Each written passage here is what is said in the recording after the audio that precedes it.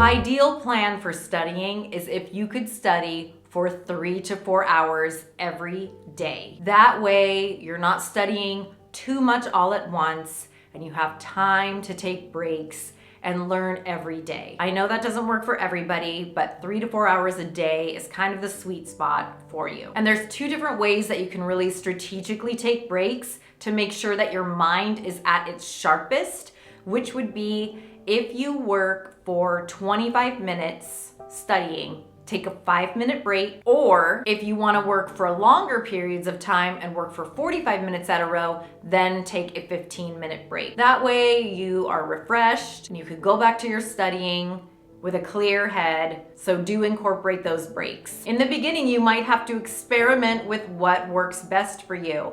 So there's a few different techniques that I've learned from my students over time, and some of them like to get a whiteboard and they just write down everything that they've learned from class on a whiteboard until they can remember it without having to look at their notes. They also will teach their family members or an empty room, if that's all they have, the content. You can make different study sheets with all of the information that you have gathered on your study sheet for a particular topic, and then get together with a partner who has also done the same thing and compare notes and fill in gaps, where you maybe didn't hear something in class that they did. And this can also be a time where you clarify specific topics. I recommend taking practice quizzes. Sometimes your textbook offers those, or a program like UWorld or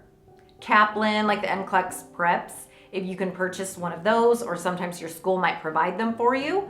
Taking practice tests on the content that you're studying can reinforce the learning and also open up some questions that you maybe hadn't thought of. What I did when I was in nursing school is I bought an NCLEX study book, and those can be really good. You do have to actually look through it because some NCLEX study books just cover the content, but I liked the one that had the practice tests in it with the rationales. So I would just look up, if we were studying kidney failure that day, I would take the renal failure quizzes, and that was very, very helpful for me. And to be honest, sometimes the questions on the quizzes were very similar to the ones in the NCLEX prep books. Something that cannot be overstated as important is for you to join a study group. And the number of people in the study group does matter. So having a small study group is ideal. 2 to 4 people. Use your study sheets that you took in class, get together and go through all of the content, teach each other, and that way you can clarify misunderstandings or gaps in knowledge. And also, when you have a study group, do try to assign a study group moderator who can make sure that you guys get back on topic, because of course it's very easy to get sidetracked and have side conversations, but you need to maximize your time when you're in your study group. You guys in your study group can also create a Google Doc where you're all taking notes kind of at the same time.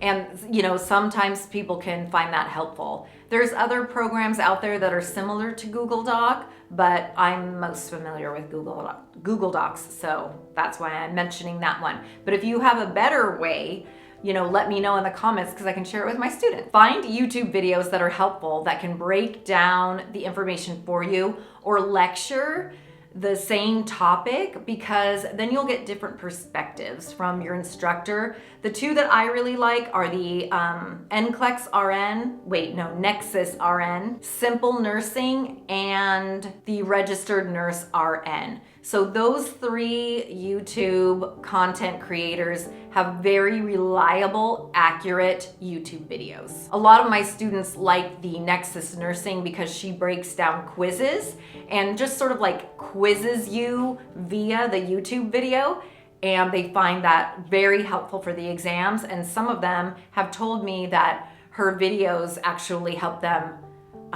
with a lot of the questions on the exam. So highly recommend that. You don't want to let go of practicing in the skills lab in order to pass your exams, because oftentimes the skills that you're practicing in the skills lab are connected to the content of the exam. So go and practice your skill in the skills lab and really try to not just focus on the mechanics of the skill, but the why of the skill. Why are we being sterile? Why are we telling the patient, this information, so that you can really connect it to what you're learning in the theory class. And most important tip for doing well on nursing school exams is to take care of yourself and be prepared for exam day. I get so frustrated when my students come in and they haven't slept and they haven't eaten anything before the quiz. They're not going to be at their optimal performance if they have not taken care of themselves. So make sure you get enough rest. Make sure that you eat breakfast before you take the exam. Reach out to your family and friends,